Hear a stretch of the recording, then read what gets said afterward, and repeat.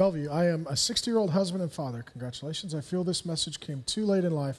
Is there hope for me to be the man you speak of?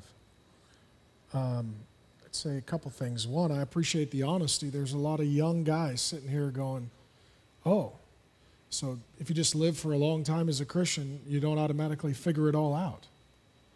See, there's this big, and I'm in no way trying to dishonor this man because I believe he's acting very honorably.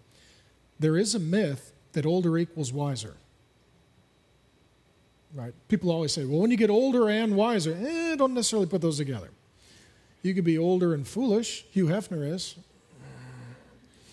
Right? You can be young and wise. David says in the Psalms, God has made me wiser than my counselors. And he writes that as a young man. Right? Paul tells Timothy, don't let anyone look down on you because of your youth, but set an example for them. Right? Say, be wise. So the first thing I'd say is some of you guys are here assuming more years will make me more holy. No, not necessarily. Wisdom, obedience, humility, repentance, that will help you be wiser. And so I appreciate a man of this age saying, I've had a lot of years and I've not invested them as well as I can. I think one of the most powerful things a man can do at this age, because he is in that position of a patriarch, that his wife, his children, his grandchildren probably appreciate, respect, honor, need him more than he is even aware of. And that his ability to speak into their life is more powerful than he would assume. And so it's really amazingly powerful when a man at this stage of his life demonstrates humble repentance. If he sits his wife down and says, here are my sins against you, and I ask your forgiveness. And I'm willing to get help, to read, to go to a counselor, so that however many years we have, I can love you like Christ loved the church. That is absolutely redeeming and powerful for the wife.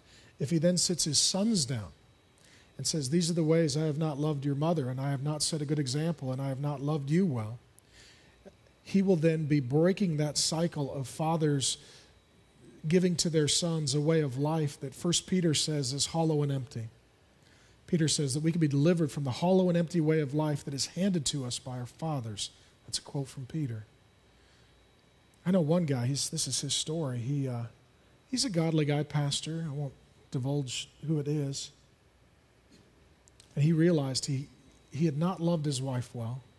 There were some things that he had not demonstrated well, and his sons were treating their wives the same way.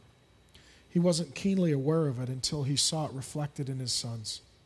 And he sat his sons down one at a time, and he said, these were all my sins.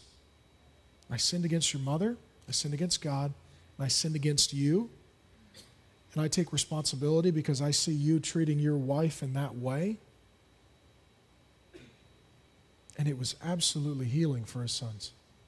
To see that humble repentance in their dad freed them up to have humble repentance. And they actually went home to their wives and repented and apologized and changed. And if you got grandkids, you do the same thing with your grandkids. You know, when you kids came over, the way I was treating grandma, what I said, what I did, that was wicked, that was evil, that was sinful. There is a lot of power in the repentance and humility of someone who's older. Okay? And what you may be realizing as I say this is that it's not about you. It's about the legacy you leave. Will it be one of humble repentance or foolishness that never got corrected? And this is a wonderful opportunity to be about redeeming your legacy.